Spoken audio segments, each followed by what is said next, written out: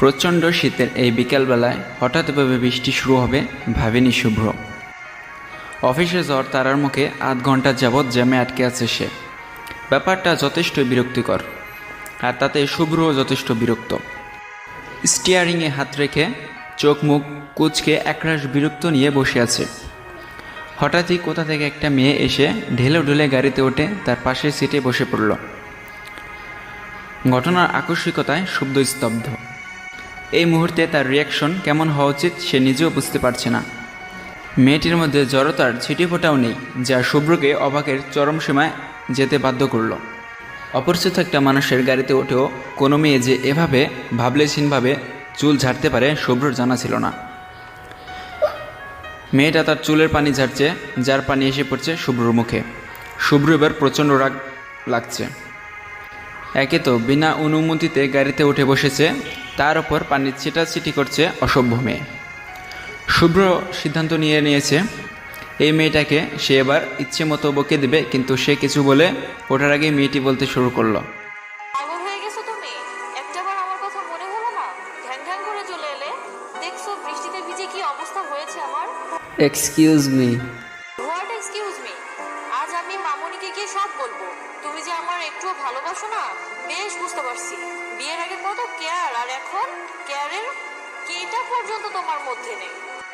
শুভ্রর মাথা totally hang. কি বলছে এই মেয়ে? এমনভাবে কথা বলছে যেন মেয়েটা তার কত পরিচিত। শুভ্র মনে এই মুহূর্তে একটা কথা আসছে, আর তা হলো মেয়েটা বদ্ধ পাগল। ও হ্যালো মিস, আপনি কি আমাকে চেনেন? আর এভাবে আমার গাড়িতে উঠে এলেন কেন? ন্যূনতম ম্যানার্স নেই আপনার মধ্যে। আর কিসের ভালোবাসা, কিসের বিয়ে? আপনি কি পাগলাগারদ থেকে পালিয়ে এসেছেন নাকি? তুমি আমার সাথে এভাবে কথা বলছো কেন শুভ্র? প্রথমত দোষটা তোমার, আর এখন আমাকেই কথা শোনাচ্ছ। আবার না চেনার ভাব মারছো। সমস্যাটা কি তোমার? আমি বুঝতে পারছি না, বলবা প্লিজ? শুভ্র যেন এবার আকাশ থেকে পড়ল। এটা কি করে সম্ভব?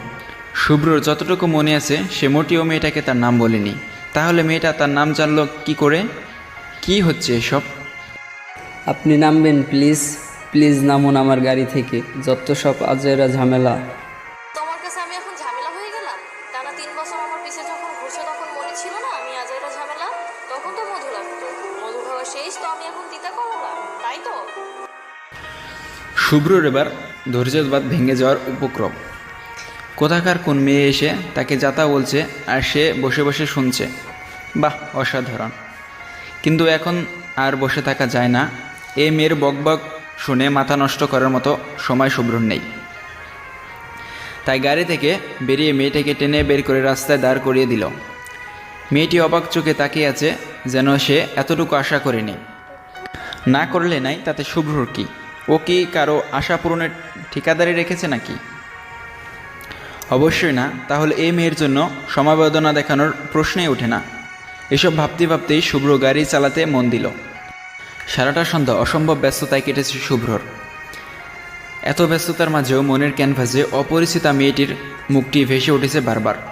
বিস্ময় মাখা টলমলে চোখ, ঠান্ডায় কেঁপে ওঠা তার পাতলা ঠোঁট, বৃষ্টির ঝাপটায় ভিজে যাওয়া তার লম্বা চুল যেন খুব করে টানছে শুভ্রকে। কিন্তু আবরার শুভ্রর এসব ডাকে সাড়া দেওয়ার সময় থাকলে তো সে তো কাজের দুনিয়া অন্ধপ্রতীক। মেয়েটির চিন্তাকে জলাঞ্জলি দিয়ে এক বুক ক্লান্তি নিয়ে শুভ্র রাত 11টায় বাড়ি ফিরল। বাড়িতে নিজের রুমে এসেই স্তব্ধ হয়ে দাঁড়িয়ে পড়ল শুভ্র। গাড়ির সেই মেয়েটা তার রোমিও। ড্রেসিং টেবিলের সামনে বসে চুলে চিরুনির আঁচড় কাটছে। পরনে লাল শাড়ি, হাতে লাল চুড়ি, মুখে একটু বো বো ভাব। কিন্তু কথা হলো, মেয়েটি এখানে কি করছে? তাও আবার এমন সাজে। হচ্ছেটা কি? যে শুভ্র রুমে কেউ পা রাখার সাহস পায় না, সেখানে একটা পুচকি মেয়ে গিন্নি সেজে বসে আছে। এসব কি মানা যায়? শুভ্রর মাথা নষ্ট প্রায়। এসব কি হচ্ছে তার সাথে? এই মেয়ে তার রুমে কি করে? এটা কিভাবে সম্ভব? বাড়িতে এতগুলো মানুষ, অথচ এই মেয়েকে কেউ বাড়িতে ঢুকতে দেখলো না। স্ট্যান্স। শুভ্র আবারও তীক্ষ্ণ দৃষ্টিতে মেয়েটির দিকে তাকালো। লাল শাড়িতে অপরূপা সুন্দরী যাকে বলে, ঠিক তেমন সুন্দর মেয়েটি। এমন সুন্দর একটা মেয়ে নিজেকে তার বউ হিসেবে দাবি করছে, তাদের শুভ্রর খুশিতে নাগিন ডান্স দেওয়া উচিত, কিন্তু শুভ্রের মধ্যে কোনো খুশিভাব দেখা যাচ্ছে না, বরং তার চোখে মুখে বিরক্তি স্পষ্ট। আর কপালের ভাঁজ তার চিন্তার আকার প্রকাশ করে চলছে ক্রমাগত। তার মাথায় এখন শুধু একটাই প্রশ্ন, কে এই মেয়ে? শুভ্রর ভাবনার সুতোকে ছিন্ন ভিন্ন করে মেয়েটি লাফিয়ে তার সামনে এসে দাঁড়ালো। শুভ্র, তুমি চলে এসেছো? এত লেট কেন করো অলওয়েজ? আমি তোমার উপর রেগেছিলাম, কিন্তু দেখো তোমার মুখ দেখার সাথে সাথে সব রাগ হাওয়া। মেয়েটি কথাটা বলেই শুভ্রকে আষ্টে পিষ্টে জড়িয়ে ধরল। এমন কিছু হবে তা শুভ্র চিন্তাও করতে পারেনি। তার শরীরে যেন বিদ্যুৎ খেলে গেল। এতক্ষণ শুভ্র ভাবছিল হয়তো তার সাথে হ্যালোসিলেশন টাইপ কিছু হচ্ছে, বাট এখন মনে হচ্ছে ব্যাপারটা বাস্তব। কিন্তু আবার সেই কিন্তু শুভ্র সব চিন্তা ভাবনাকে উড়িয়ে দিয়ে মেয়েটি এক ঝটকায় নিজের থেকে ছাড়িয়ে নিল। এই মেয়ে কে আপনি? হ্যাঁ, একজন অপরিচিত মানুষের বেডরুমে বউ সেজে বসে আছেন, আবার মাখামাখি করতে আসছেন। লজ্জা শরম নেই নাকি? Are you losted? মেয়েটি ছলছল চোখে তাকিয়ে আছে, যেন এমন কিছু হবে সেটা সে প্রত্যাশা করেনি। তার চোখে যেন হাজারো অভিযোগ, হাজার প্রশ্ন। শুভ্র, তুমি এমন কেন করছো? কি করেছি আমি? বিকেল থেকে অদ্ভুত ব্যবহার করছো। দেখো, তুমি যদি মজা করে কথা বলো তাহলে এসব বন্ধ করো। মোটেও ভালো লাগছে না বলে দিলাম। এবার রাগ করলে তুমি আমাকে কিছুতেই মানাতে পারবে না। চুপ, এসব ন্যাকা কান্না বন্ধ করুন। আপনি রাগ করুন বা সুইসাইড করুন, আই ডোন্ট কেয়ার, বাট আপাতত আমার ঘর থেকে, ইভেন আমার বাড়ি থেকে বিদায় হন, নয়তো পুলিশ ডেকে হ্যারাসমেন্ট কেস দিয়ে দিব। Get lost. শুভ্র, তুমি আমার মৃত্যু কামনা করছো? আর কি বললে? আমি বাড়ি থেকে যাব? পাগল হয়ে গেছো তুমি? কি আজে বাজে বকছো? যা বলছি তাই, জাস্ট গেট লস্ট। শুভ্রর কথাটা শেষ হতে না হতেই মেয়েটি শুভ্রকে টেনে বিছানায় ফেলে দিয়ে শুভ্রর উপরে উঠে বসলো। কি সমস্যা তোর? কি বিকাল থেকে খেয়াল করছি খুব বার বেড়েছে না? কোন মেয়ের সাথে প্রেম লীলা করে বেড়াচ্ছিস যে আমাকে ভুলে গেছিস? বাড়ি থেকে বেরিয়ে যেতে বলছিস? বল। শুভ্র ঘটনার আকস্মিকতায় ভেবাচেকা খেয়ে গেছে। ওর মাথাটা যেন ফাঁকা ফাঁকা লাগছে। কোনো মেয়ের এতটা কাছে আসা হয়নি কখনো। কথাগুলো যেন সব আগাছালা হয়ে জড়িয়ে যাচ্ছে। দাদা দেখুন, সরুন বলছি। ভালো হচ্ছে না কিন্তু, সরুন। কি আপনি আপনি করছো বেবি? কার কাছে মোহর চাপ পাইছো যে আমি এখন আপনি হয়ে গেছি? মেয়েটি কথা বলতে বলতে শুভ্র ঠোঁটের দিকে এগিয়ে আসতেই শুভ্র হার্টবিট বেরিয়ে আসার উপক্রম। কোনো রকম চোখ খিচিয়ে বন্ধ করে নিল সে। কপালে এই শীতেও অল্প অল্প ঘামের ছড়াছড়ি।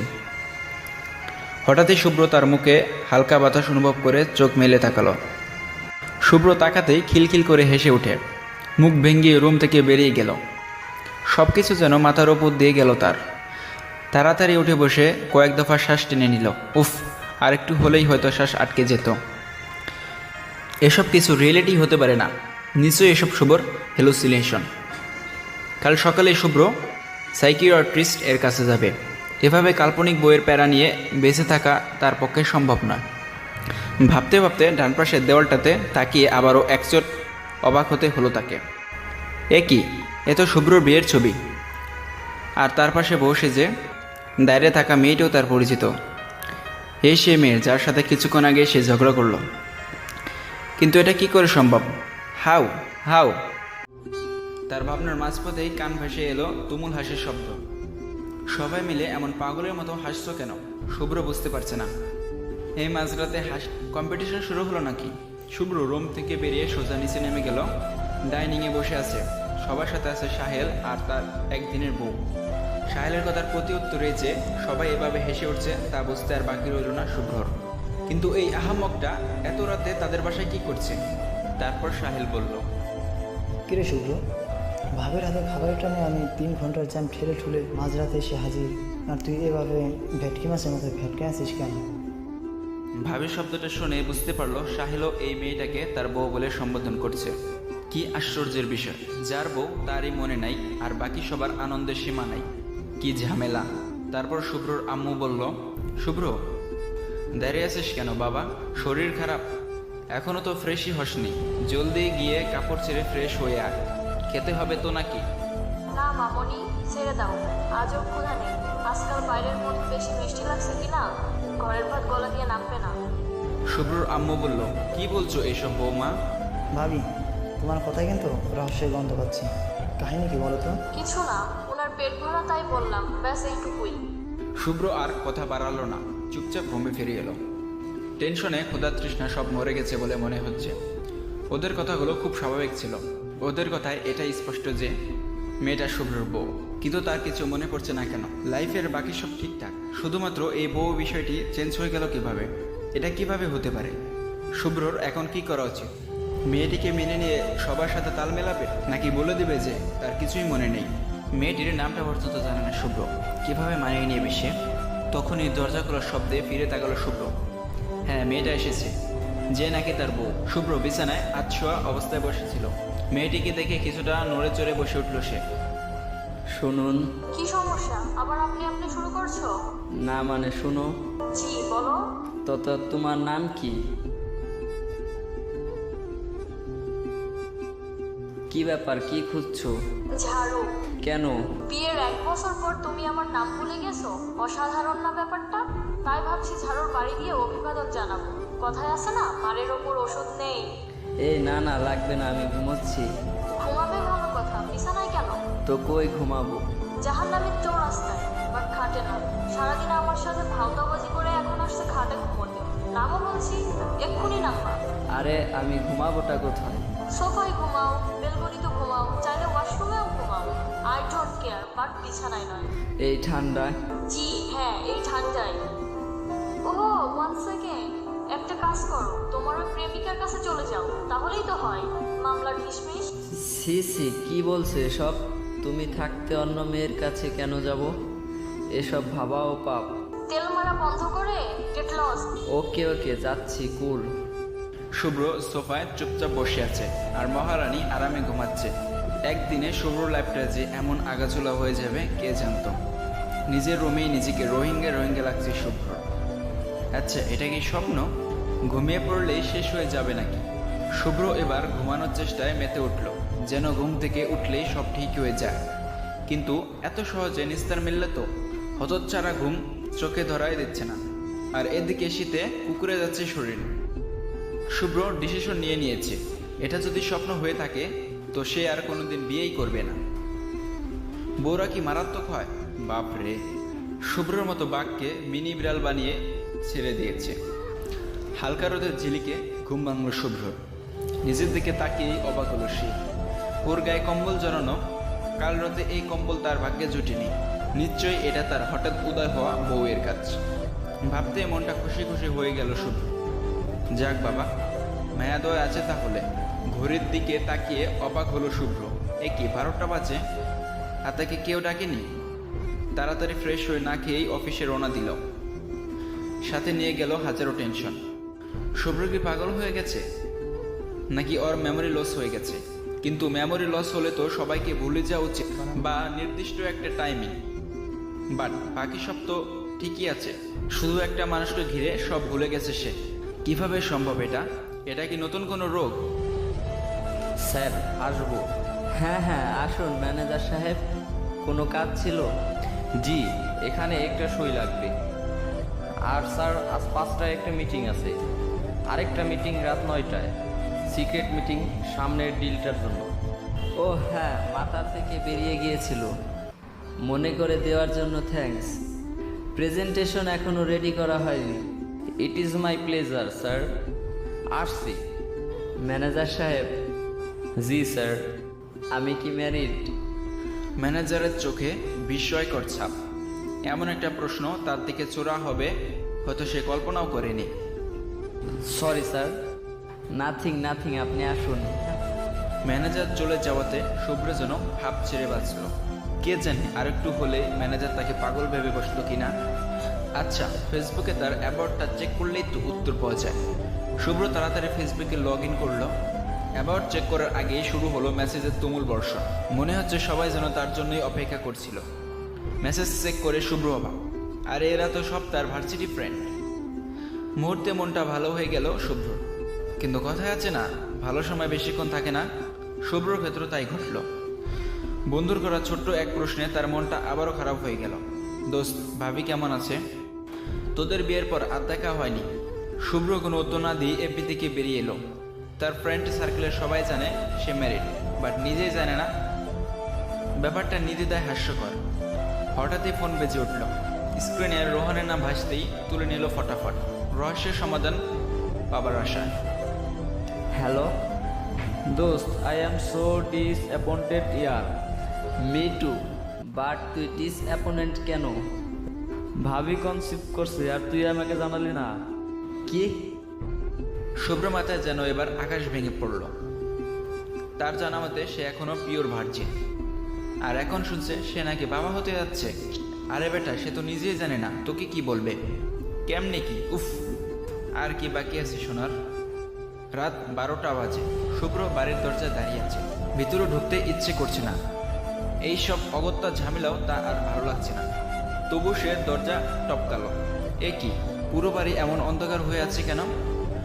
শুভ্র ফোনের লাইট জ্বেলে কয়েকবার মা বলে ডাকল, কিন্তু কোনো সারা শব্দ নেই। অন্ধকারে হাত দিয়ে সুইচ অন করতেই মনে হলো বোম ফুটল। চমকে পিছনে তাকাতে সবাই একসাথে বলে উঠল, হ্যাপি বার্থডে শুভ্র। আজ যে শুভ্রর জন্মদিন তা শুভ্রর মাথায় ছিল না। এত টেনশনে মনে থাকার কথাও না। সবার দিকে তাকিয়ে শুভ্র বেশ অবাক। প্রায় 20-30 জন হবে, আর সবাই ওর ভার্সিটির ক্লোজ ফ্রেন্ড। ওর বাবা মা, ফুফা ফুপি, ওর কনফিউশন ওলা বউ, আর 2 জন অপরিচিত লোক। চারদিকে অসম্ভব সুন্দর করে সাজানো হয়েছে। তার বউটাকেও হুড়পুরি লাগছে, হালকা গোলাপি শাড়িতে, একদম মায়াবতী। বউ যখন পেয়ে গেছে আজ রাতে বাসরটা সেরে ফেললেই হয়। এমনিতেও প্রেমে তো পড়েই গেছে মনে হয়। শুভ্রর চিন্তার সুতোকে টুকরো টুকরো করে তার বউ বলে উঠল, কি শুভ্র ভাই, কেমন দিলাম?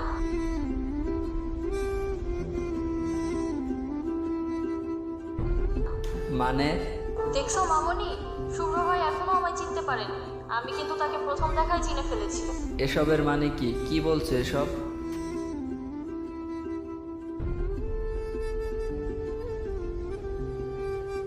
কি তুমি মানে তুই ওই পিচ্ছি?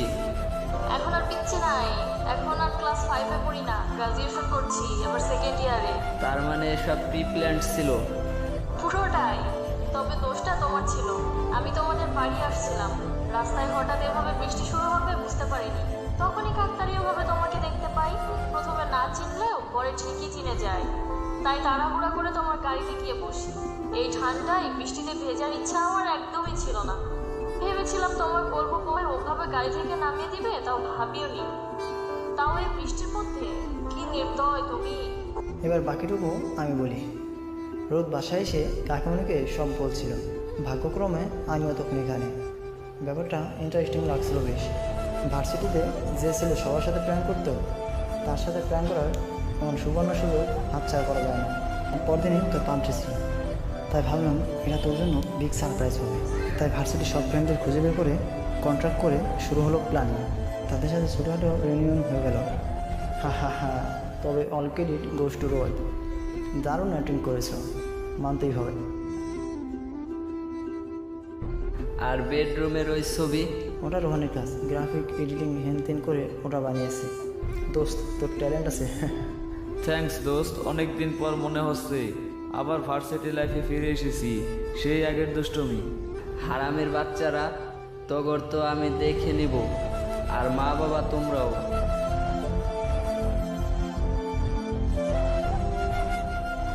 তবে রে, তুই পুচকি হয়ে আমাকে ঝাড়ু পেটা করতে চাইলি, তোর লজ্জা করলো না?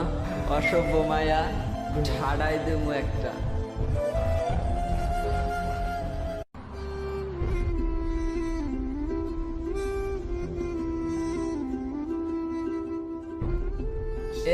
আসছে। তুই তখন ছিলি ক্লাস 5-এর বাচ্চা, আর আমি কলেজে পড়ি। আমার চেহারা আগের মতোই আছে, আর তুই টোটালি চেঞ্জ। তো কি করে চিনব?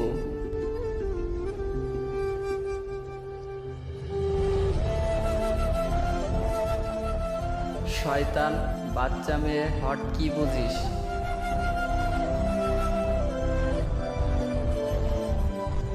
রোদের কথায় সবাই হেসে উঠল, কিন্তু শুভ্রর মোটেও হাসি পাচ্ছে না, বরং কষ্ট লাগছে, সাথে রাগও। রোদের মুখে ভাইয়ের একটা মেনে নেওয়ার মতো না। আগেই তো ভালো ছিল, বউ হিসেবে টর্চার করছিল। শুভ্রর ইচ্ছে হচ্ছে রোদকে একটা আচার দিতে। জীবনটা কি অদ্ভুত। ছোটবেলায় রোদ যখন তাকে শুভ্র শুভ্র করে অস্থির করে তুলতো, কি মারটাই না মারতো শুভ্র রোদকে, আর বলতো কতবার বলছি ভাই ডাকবি, আর যদি শুভ্র ডাকছিস তবে খুন করে ফেলবো।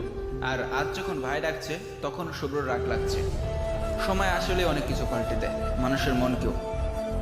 রাত 10:30, রোদ ছাদের এক কোণায় দাঁড়িয়ে চাঁদ দেখছে। মনটা হালকা খারাপ, কিন্তু কেন যে খারাপ তাই বুঝতে পারছে না। কি ব্যাপার, একা একা দাঁড়িয়ে আছিস যে? আমার তো আর জামাই নেই, থাকলে না হয় সাথে নিয়ে দাঁড়িয়ে থাকতাম, যেহেতু নেই সেহেতু একা দাঁড়িয়ে থাকাটাই শ্রেয়। ওরে বাবা, তাই নাকি? তুই না শুধু সাইজেই বড় হয়েছিস, কথাগুলো এখনো আগের মতোই। মনে আছে তোমার আগের আমি কে? থাকবে না কেন? কি পাগলামিটাই না করতি ছোটবেলায়। সত্যি এখন মনে হলে নিজেরই হাসি পায়। তোমার মনে আছে আগে তোমার মেয়ে কোনো ফ্রেন্ড তোমাদের বাড়িতে এলে আমি ওদের জন্য চুইংগাম লাগিয়ে দিতাম? আর একবার তো আমি ওদের খাবারে তেমাকোটা দিয়ে দিয়েছিলাম। তোমার এক বান্ধবী এজন্য কি লাফালাফি, বাপরে কি মারটাই মেরেছিল সেদিন আমায়। খুব লেগেছিল না? আজ হঠাৎ এই প্রশ্ন, এত দরদ? প্রেমে পড়ে গেলে নাকি? সরি বলার সুযোগটাও তো দিসনি, হঠাৎই হাওয়া হয়ে গেলি। অভিমান হয়েছিল বুঝি খুব? না, সেটা ভুল করিনি। অভিমান সে তো ভালোবাসার একটি অংশ। আবেগ টাবেগ এসব হয় না, জাস্ট আবেগ ভাবে ভুলে গিয়েছি, ব্যাস। ওহ, ভালোবাসাটা হলো আসলে একটা ফুটন্ত গোলাপ, বুঝলে শুরু হয়। ফুটতে দেরি কিন্তু জড়তে দেরি নয়। যখন তুমি কাউকে ভালোবাসবে তখন দেখা যাবে সে তোমার ভালোবাসা বুঝবে না, আবার যে তোমায় ভালোবাসবে তুমি তার ভালোবাসা বুঝবে না। এই লুকোচুরি খেলায় যখন ভালোবাসার উপলব্ধিটা হবে তখন দেখা যাবে সে তোমার ধরাছোঁয়ার বাইরে, নয়তো তুমি নিজেই জড়িয়ে গেছো অন্য এক মায়াজালে। ভালোবাসাটা এক একটি দীর্ঘশ্বাস। মাঝরাতে বিষাক্ত বিছানায় শুয়ে পৃথিবীর দুই প্রান্ত থেকে হয়তো তুমি ভাববে তার কথা, আর সে ভাববে তোমার কথা। মাঝে থাকবে অসম্ভবের দেওয়াল, আর সাথে থাকবে এক মুঠো দীর্ঘশ্বাস। বেশ আবেগ মাখা কথা বলতে শিখে গেছিস দেখি। তা তো আগে থেকেই বলতাম, কিন্তু তোমার সেদিকে তাকানোর সময়ই ছিল না হয়তো তখন। শুভ্র কিছু বলতে যাবে তার আগে রোদের ফোন বেজে উঠল। ফোনের স্ক্রিনে জানু লেখাটা দেখেই মেজাজটা গরম হয়ে গেল শুভ্র, কিন্তু কিছু না বলে নিচে নেমে গেল। সিঁড়ির মাঝপথে রোদের কথাগুলো কানে আসছিল আর শরীর জোরে যাচ্ছিল শুভ্রর। কার সাথে এত বেবি বেবি করে কথা বলা, যত সব। নিজেকে কন্ট্রোল করে প্রায় 2 ঘন্টা পর শুভ্র ডাইনিংয়ে এলো। বাড়িতে অনেক মেহমান হয়, আজ রাতের খাবার দেরিতে খাওয়া হচ্ছে। ওর কিছু ফ্রেন্ড রয়ে গেছে এখনো। শুভ্র নামতেই শুভ্র মা বলে উঠল, শুভ্র, রোদকে ডেকে আনতো, সে কখন ছাদে গেছে এখনো আসেনি। শুভ্র চুপচাপ ছাদে চলে গেল। ছাদে গিয়ে শুভ্রর মাথা গরম হয়ে গেল। রোদ এখনো ফোনে কথা বলছে। কথা বলছে বললে ভুল হবে, হাসিতে যেন গড়াগড়ি খাচ্ছে। এবার আর শুভ্র নিজেকে ঠিক রাখতে পারলো না। একটানে ফোনটা কান থেকে ছুটিয়ে নিয়ে রোদকে নিজের সাথে চেপে ধরে বলে উঠল, কার সাথে এত প্রেমালাপ করিস যে বাকি পৃথিবীকে ভুলে যাস? 10 বছর আগে সেম প্রশ্নটা আমিও করেছিলাম। উত্তরটা কি হয়েছিল জানো? ছোট ছোটর মতোই থাক, বইয়ের মতো তদারকি করতে আসিস না। আমার ব্যক্তিগত বিষয় তো নয়ই, গেট লস্ট। আমার উত্তরটাও আজ অনেকটা সেরকমই হওয়া উচিত, তাই না? বড় ভাইয়ের মতোই থাকো, জামাইয়ের মতো তদারকি করতে এসো না। আর আমার ব্যক্তিগত বিষয় তো নয়। কথাটি বলে রোদ শুভ্র থেকে নিজেকে ছাড়িয়ে নিয়ে শুভ্রর হাত থেকে ফোনটা নিয়ে একটা রাগী লুক নিয়ে নিচে নেমে গেল। শুভ্র আগের মতোই চুপচাপ দাঁড়িয়ে রইল। রোজের প্রতিটি কথায় ছোটবেলার কথা টেনে খুঁচা মারে, তা শুভ্র মোটেও ভালো লাগে না। আরে শুভ্র কি জানতো নাকি এই যে বুড়া বয়সে সে পুচকি মেয়ের প্রেমে পড়বে? কিন্তু রোদকে তা কিভাবে বোঝাবে? সে তো ছোটবেলার ঝাঁক ঢালতেই ব্যস্ত। ধ্যাত, ভালো লাগে না। পরের দিন অফিস থেকে এসে ফ্রেশ হয়ে সোফায় বসে রোদ আর তার ছবিটা চোখে পড়ল। কি মিষ্টি লাগছে দুজনকে পাশাপাশি। ইস, যদি এভাবে পাশাপাশি থেকে যেতে পারতো সারাটি জীবন। যদি কি, অবশ্যই পারবো, তাকে পারতেই হবে। এই পিচিটাকে তো তার চাই যেভাবেই হোক। রোদের কথায় ভাবনার প্রহর কাটিয়ে পাশ ফিরে তাকাল শুভ্র। ভাই আসবো? আবার সেই ভাই? উফ, হ্যাঁ। বিজি ছিল বুঝি? না তেমন কিছু না, কিছু বলবি? না, করবো। কি করবি? ওই ছবিটা পারবো। তুমি নিশ্চয়ই খুব বিরক্ত হচ্ছিলে ছবিটার জন্য। সরি ভাই, ছবিটার কথা মাথাতেই ছিল না।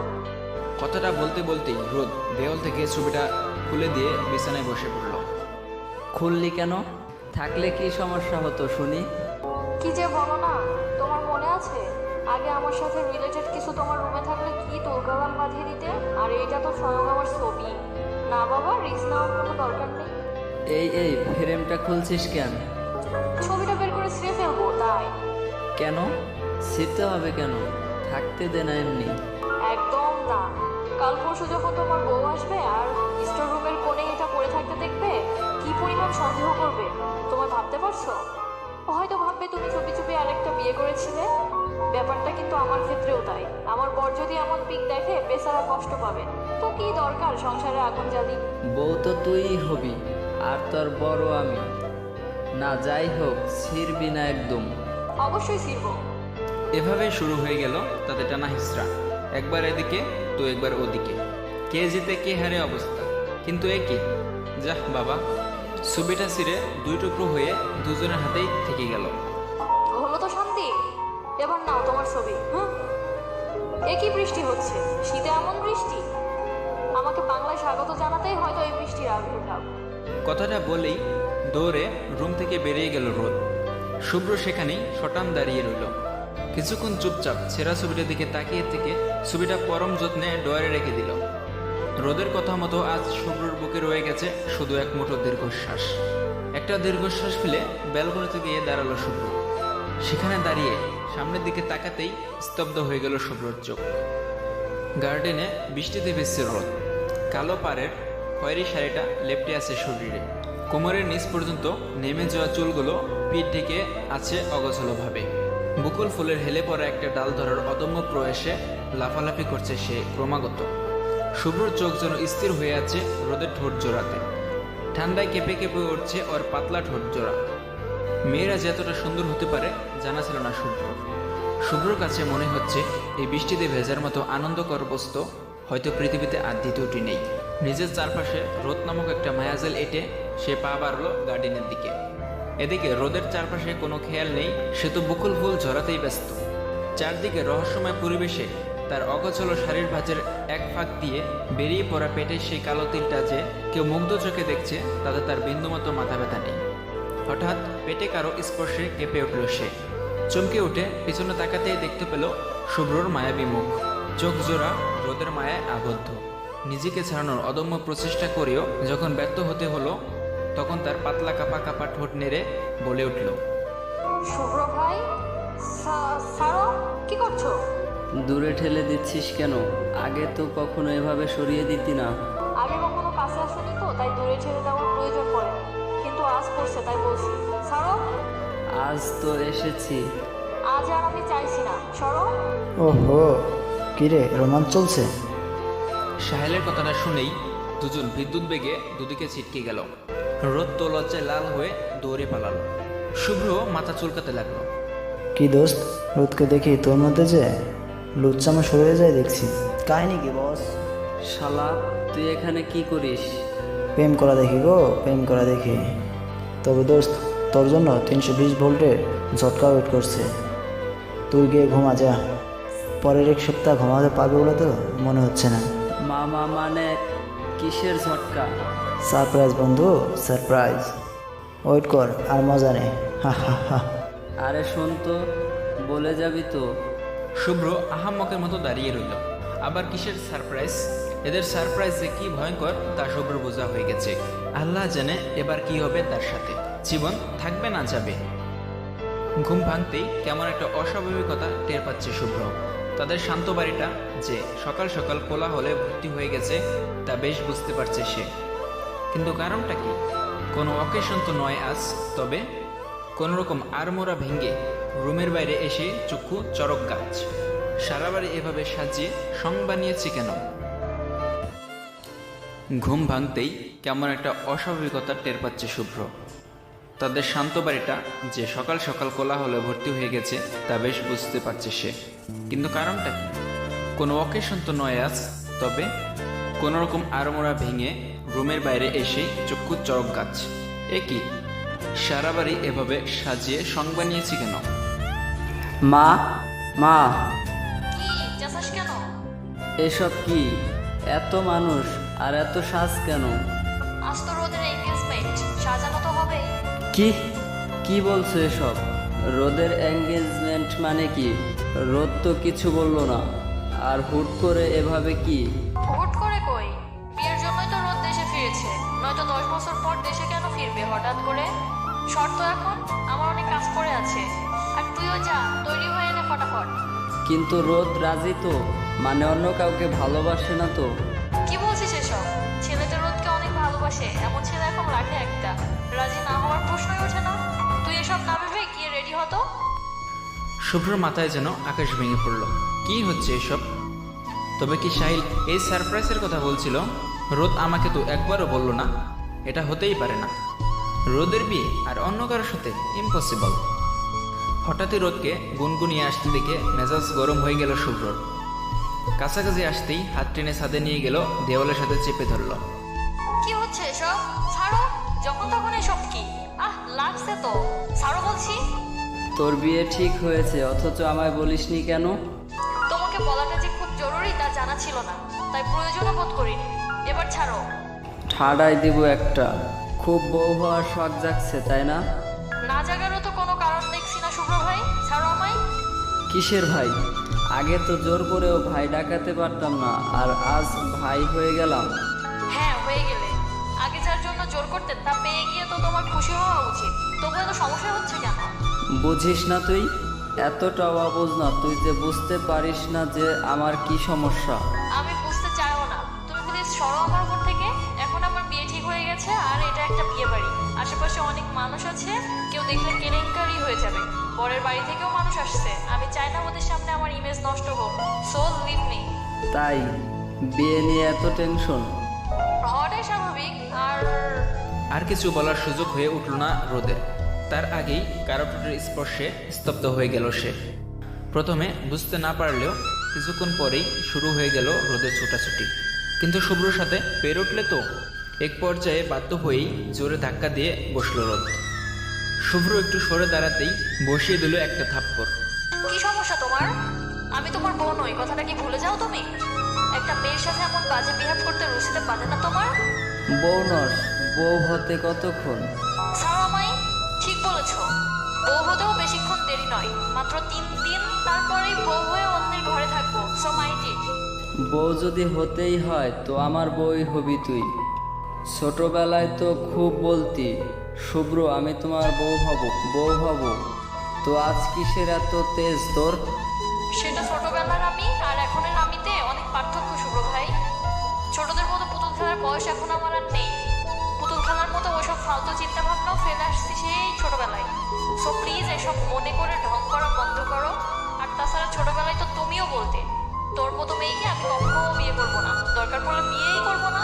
তবু তোকে বিয়ে, ছি। তাহলে আজ আমার বউ বাজানোর এত শখ? শরীর নেশায় নাকি? রোদ, কি বলতে চাস তুই?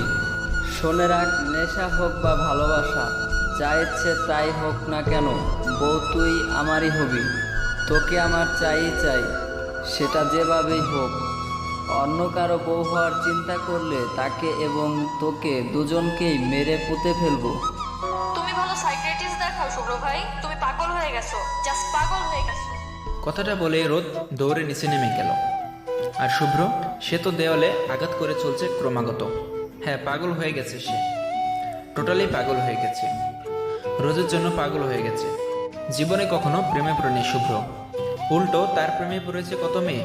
কাউকে ভালো লাগেনি তাই পাত্তাও দেয়নি, কিন্তু আজ এমন এক পিচ্চির প্রেমে পড়ছে যে তাকে পাত্তাও দিচ্ছে না। ওয়াও, অসাধারণ!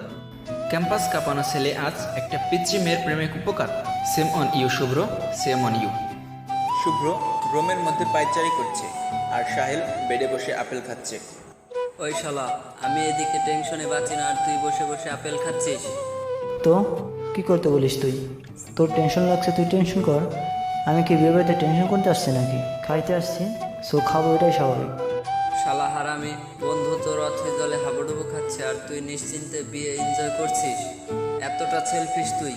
বিশ্বাস কর দোস্ত, আল্লাহর কসম, যদি তুই পানিতে হাবুডুবু খাইতি তাহলে আমি আপেল না খেয়ে তোকে বাঁচানোর ট্রাই করতাম।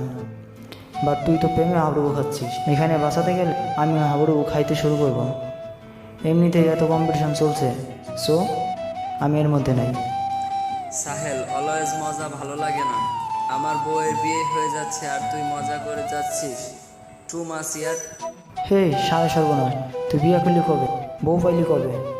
চর খাইতে চাস? ওকে আমি সিরিয়াস। দোস্ত তুই এক কাজ কর, কন্যাকে তুলে নিয়ে সব করে ফেল, আই মিন বিয়েটা করে ফেল। কি, শেষ পর্যন্ত কিডন্যাপ করব? তো অবশ্যই করবি। ভালোবাসার জন্য কত সভ্যতা ধ্বংস হয়ে গেল, আর তুই এই সামান্য ভদ্র ছেলের পদবি ধ্বংস করতে পারবি না? এই তোর ভালোবাসা? ঢং কমায় কর, কিন্তু রোদ যে মায়া রাজি হবে বলে তো মনে হচ্ছে না। Like seriously? এই আহাম্মকে ঠিক, তুই কি মেয়ে তুলে নিয়ে যাওয়ার আগে ওর কাছে পারমিশন নিবি নাকি? ছাগল যে, hey miss, can I kidnap you? Driver, আমরা মেয়ে কিডন্যাপ করছি, কিডন্যাপিং বিষয়টি হবে আকস্মিক, এটাই নিয়ম, বুঝছিস? এমন ভাব করছিস যেন লাইফে কত কিডন্যাপ করছিস। হ্যাঁ তো, তোর সন্দেহ আছে? তোর বোনকে তো তুলে নিয়ে বিয়ে করতাম, বাট দেখ আমি তুলে নেওয়ার আগেই সে বাসায় গিয়ে হাজির, সুযোগই দিল না। আমি তোকে একটা ফ্রি অ্যাডভাইস দিতে পারি। কি? যদিও তোর সব অ্যাডভাইস খেতমার্কা, তবুও বল শুনি। দেখছিস দাম দিলি না তো, তুই অলওয়েজ আমার সাথে এমন করিস, কষ্ট হয় আমার। হয়েছে, কেউ দেখতেছে না, সো এবার ঢং থামা, বল কি বলবি। শোন, রোদকে বউ সাজানোর পর কিডন্যাপ করিস, বুঝছিস? কেন? তাহলে সাজানোর এক্সট্রা টাকা লাগবে না? শালা কিপটা। নাদিয়া ঠিকই বলে, তুই আসলেই কিপটা। আমি এত বড় বিজনেসম্যান হয়ে আমার বউয়ের সাজ নিয়ে কিপটামো করব? স্টুপিড। এই তো লজিকটা বুঝলি না তো? আবে মাইয়াকে সাজাতে সাজাতেই দেখবি কেল্লা ফতে। রোজ যে মাইয়া চেঁচায় তো পুরো পার্লার কাঁপাই ফেলবো।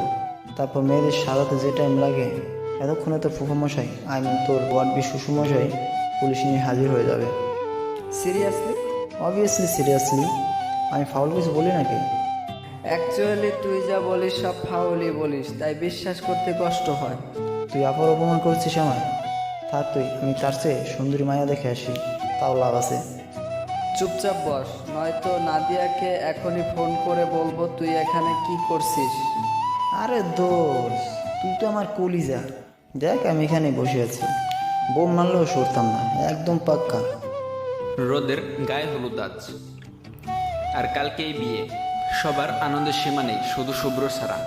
শুভ্র শুধু ছটফট করছে আর সাহেলকে জ্বালিয়ে মারছে। জীবনের প্রথম প্রেম ভেস্তে যাবে, এটা তো হতেই পারে না, কিছুতেই না।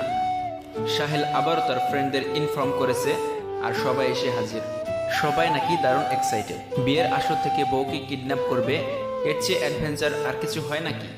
এদের দেখে মনে হচ্ছে সব কটা বিশ্ব ব্যাংকে ডাকাতি করতে যাচ্ছে। যত সব কিছুতেই বাড়াবাড়ি, যাকে বলে আর কি।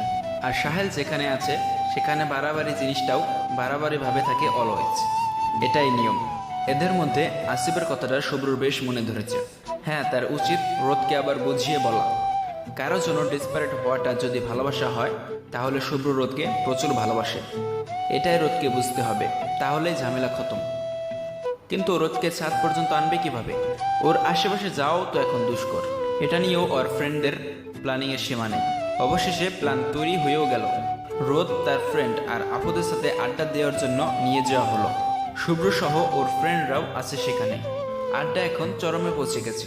ঠিক তখনই সাহেল বলে উঠল, রোদ, বিয়ে হয়ে তো কাল চলে যাবে, একটু চা খাইয়ে সবার সেবা করে যাও। শুভ্র সব ফ্রেন্ডও তালে তাল মিলালো, সাথে মেয়েরাও। এটাই তো তাদের প্ল্যান, রোদকে একা বাইরে বের করা। কি হলো, যাও। হ্যাঁ যাও রোদ। বহুত রোদ বেরিয়ে যেতেই শুভ্র ফোনের বাহানা করে বেরিয়ে গেল, আর সাথে সাথেই রোদকে টেনে নিয়ে স্টোর রুমে ঢুকে গেল। সব যেহেতু আগে থেকেই সেট, সো কোনো সমস্যা হলো না। সমস্যা কি তোমার? এখানে আনলে কেন? ছাড়ো আমায়, যেতে দাও। প্লিজ রোদ, একটু শোন প্লিজ। কি বলবে তুমি? যাই বলো না কেন আমার কিছুই শোনার নেই, আমাকে যেতে দাও। ওকে বলো কি বলবে, বাট দূরে দাঁড়িয়ে বলো। রোদ প্লিজ, বিয়েটা করিস না প্লিজ। পাগল হয়েছো তুমি? কাল বিয়ে আর তুমি বলছো বিয়ে করবো না? আমি আমার হবু বরকে যথেষ্ট ভালোবাসি, আর আমি তাকে অবশ্যই বিয়ে করব। তোমার যদি এটাই বলার থাকে তো বলা শেষ, এবার আমি গেলাম। রোদ, আমিও যে তোকে ভালোবাসি, তার কি হবে? পারবো না তোকে ছাড়া থাকতে। Like seriously? তুমি আমায় ভালোবাসো?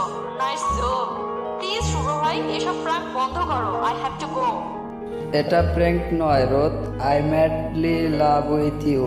প্লিজ বোঝার চেষ্টা করো, একটু বোঝো আমায় প্লিজ। সত্যি তোকে ছাড়া চলবে না আমার।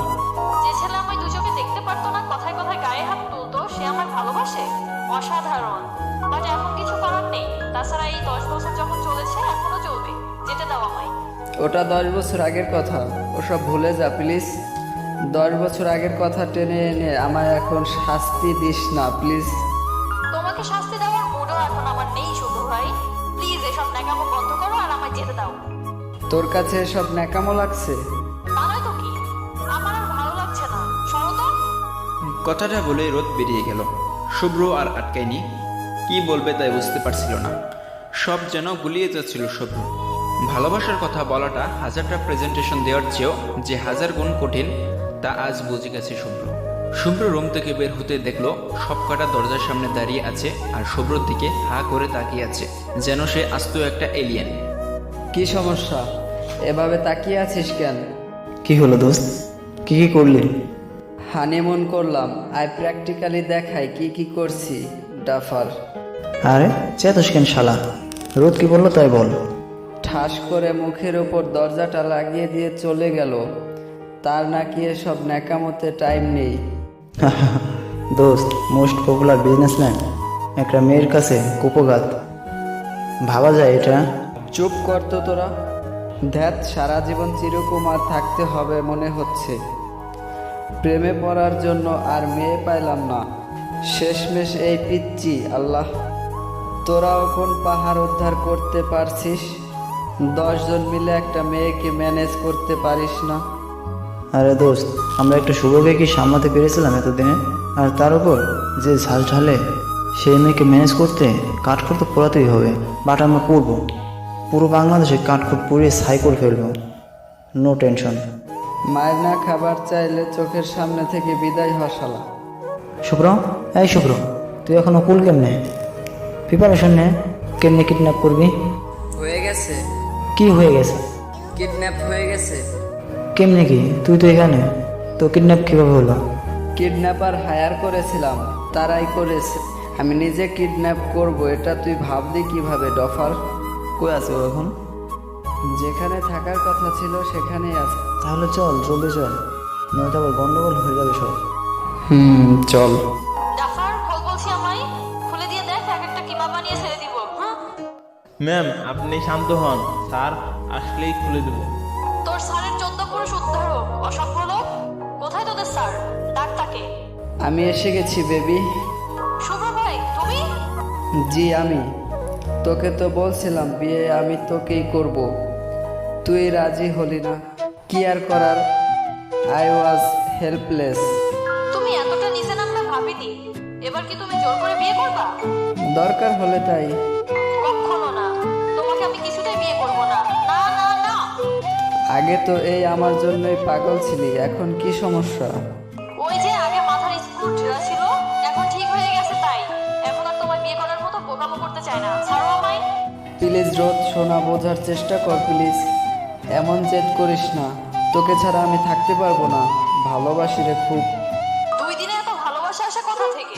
ভালো তো আগে থেকেই বাসতাম, তুই বলার বা বোঝার সুযোগ দিয়েছিলি কি?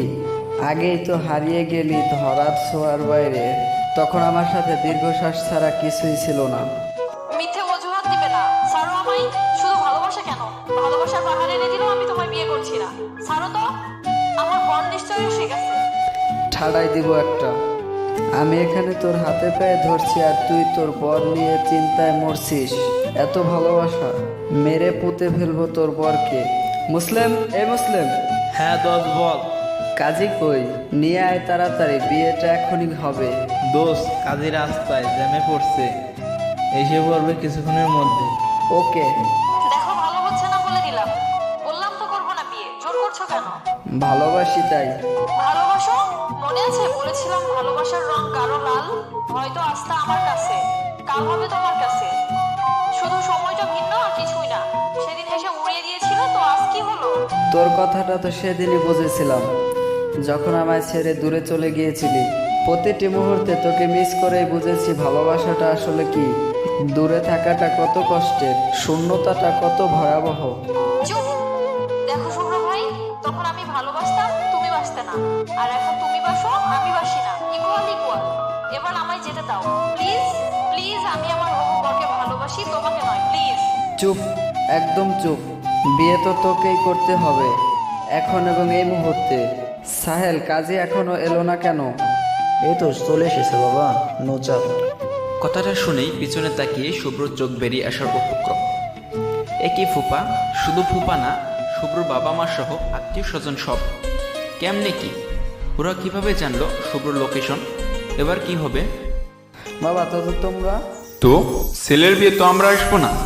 মানে তোমরা রেগে নেই আমার ওপর? রাখবো কেন? আজীব কথা বলিস।